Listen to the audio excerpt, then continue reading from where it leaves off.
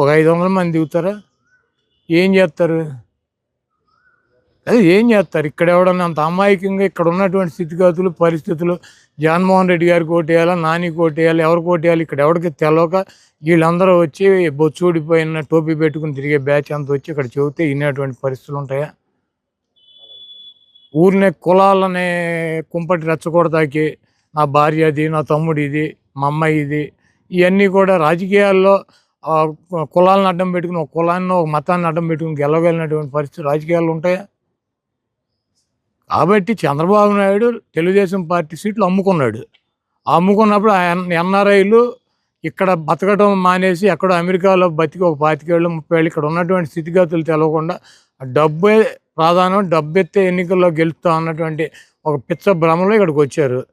వాళ్ళకి మళ్ళీ ఎప్పుడైతే ఎలా అయితే వచ్చారో అలా కౌంటింగ్ రోజు ఇక్కడ ఉన్నటువంటి పబ్లిక్ వీళ్ళందరికీ రిటర్న్ టికెట్లు కొని వీళ్ళ డబ్బులతో వాళ్ళని మళ్ళీ అమెరికా పంపిస్తారు.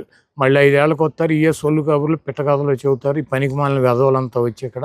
కాబట్టి ఈ వెధవలు మాట్లాడేటువంటి వెధవ భాషకి ఇక్కడ ఉన్నటువంటి ప్రజానీకం వీళ్ళు ఇచ్చేటువంటి 1,00,000, 2,00,000, 5,000, 10కి ఇక్కడ ఉన్నటువంటి ప్రజానీకం 1% కూడా ఇటు ఇటు మారదు. 20 ఏళ్ళు ఆడు ఎక్కడున్నాడో తెలియదు, ఆడిది ఏ ఊరో తెలియదు, ఆడి అడ్రస్ ఏంటో తెలియదు, ఆడికి ఇక్కడ కొంప గోడు ఉందో లేదో తెలియదు. ఆడు నాది వచ్చి గుడివాడని చదువుతున్నాడు, మనం నమ్మాలి. ఇప్పుడు ఇక్కడ ఎవడన్నా గుడివాడ ఎవడన్నా మీ ఎవరికన్నా తెలుసాడు? అది ఇంతమంది పాత్రికేయులు మీరు ఎంతమంది ఉన్నారు ఎవడన్నా తెలుసా? ఆ తెలుగుదేశం పార్టీ సీటు కొనుక్కునేదాకా మీతో ఎవరు తన పరిచయం ఉందా? ఎప్పుడన్నా వచ్చి ఇక్కడ ఎవరు తను మాట్లాడా?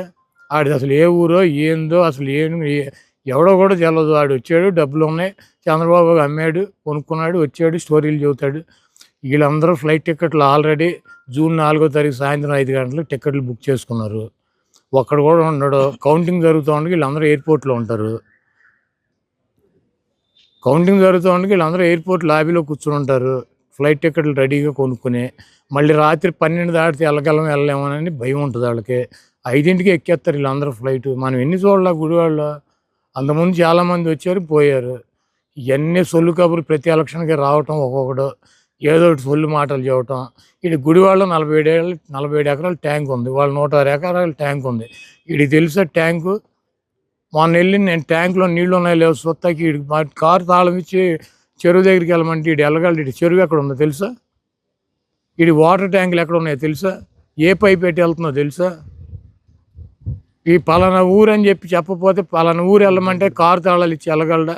ఎవడో నీ పోటాడు నా పోటాడు ఎక్కించుకెళ్ళి సార్ ఇదే సార్ ఊరు అంటే పక్క కాన్స్టిట్యున్సీకి తీసుకెళ్ళినా కూడా గబుక్కుని దిగి అందరికి దండాలు పెడతారు.